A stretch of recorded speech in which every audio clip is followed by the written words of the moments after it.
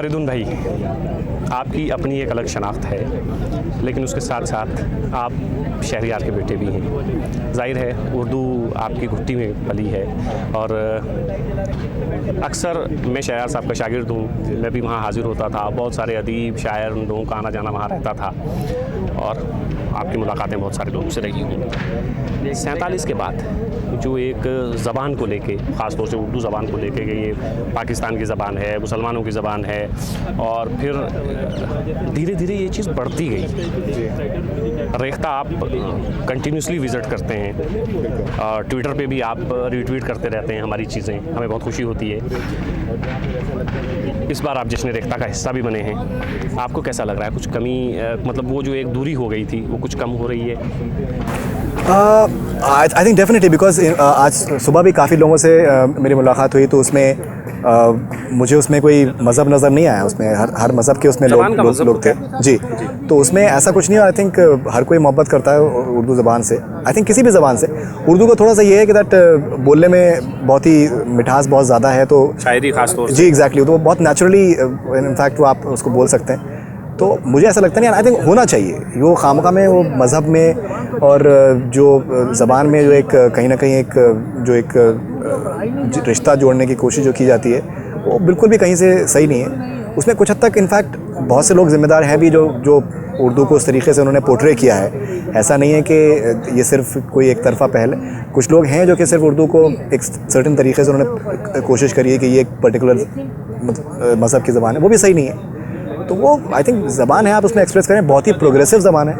जिस तरीके का लिटरेचर अगर उर्दू का रहा है, और कहीं से भी कोई उसमें कंजर्वेटिविज्म है ही नहीं। बिल्कुल नहीं। आप चाहे इसमें चुगताई की आप चीज़ें पढ़ लें, मंटो साहब की पढ़ लें आप, और बेदी साहब को पढ़ लें आप, साहिर लुधियानवी साहब को पढ़ लें, तो उसमें ऐसा कहीं से भी नहीं है। बहुत हद तक जो भी टैबूज़ हैं उसको ब्रेक किया है हमेशा।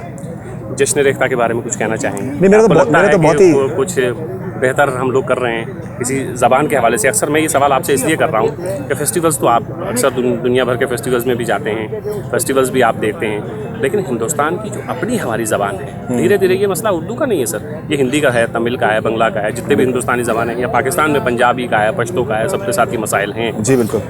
हमने ये कोशिश की कि वो जो हमारी अपनी ज़बान है उसको दोबारा एक तरह से कोशिश की जाए कि वो उस तरह डिस्कशन का हिस्सा बने जिस तरह अंग्रेज़ी है। अंग्रेज़ी नो डाउट अंग्रेज़ी बहुत ज़रूरी है, वो चीज़ें भी रहनी चाहिए। हमारी अपनी ज़बान भी जो है बिल्कुल उसका हक भी हमें अदा करना चाहिए, ये हमारी एक कोशिश थी। आप जश्न रेख्ता के बारे में कुछ कहेंगे? नहीं, देखिए, जैसे मैंने आपसे सुबह भी मैंने आपसे जिक्र किया था कि जो आपने इनफैक्ट मैंने फेसबुक पर मैंने यही लिखा है कि जो आपने सबसे अहम जो आपने काम किया है कहीं ना कहीं, कि उर्दू को और उर्दू से लोग जो एसोसिएटेड हैं, आपने एक डिग्निटी उनको प्रोवाइड करी है। क्या है कि इट्स नॉट मेयरली कि दैट बुला लिया लोगों को और एक नशिस्त हो गए, चंद लोग बैठ गए। आपने बहुत अच्छे तरीके से सबको इंतज़ाम कराया है, सबका ठहरने का, ट्रैवल का, हर तरीके से। इन सब चीज़ों से डेफिनेटली फ़र्क पड़ता है, बिकॉज़ आज के टाइम पे उर्दू का इवन इनफैक्ट राइटर्स हैं, मतलब अब्बा खुद अपनी चीज़ें अगर उनको पब्लिश करानी होती थी तो उनको कहीं ना कहीं बहुत हद तक अपने पैसे से खर्च, मतलब पब्लिश कराना पड़ता था, मतलब अपने कलेक्शंस, कुछ कलेक्शंस जो हैं या अब्बा के दोस्तों ने उनको कंट्रीब्यूट किया है। तो ये एक बहुत ही शॉकिंग चीज़ है। और अगर आज के टाइम में वही चीज़ अगर देवनागरी में आए या फिर हिंदी में आए तो उसके ख़रीदार आसानी से मौजूद है। तो उसमें कहीं ना कहीं जो डिग्निटी मोस्ट इंपॉर्टेंटली आपने जो प्रोवाइड करी है वो बहुत ही अच्छी चीज़ है।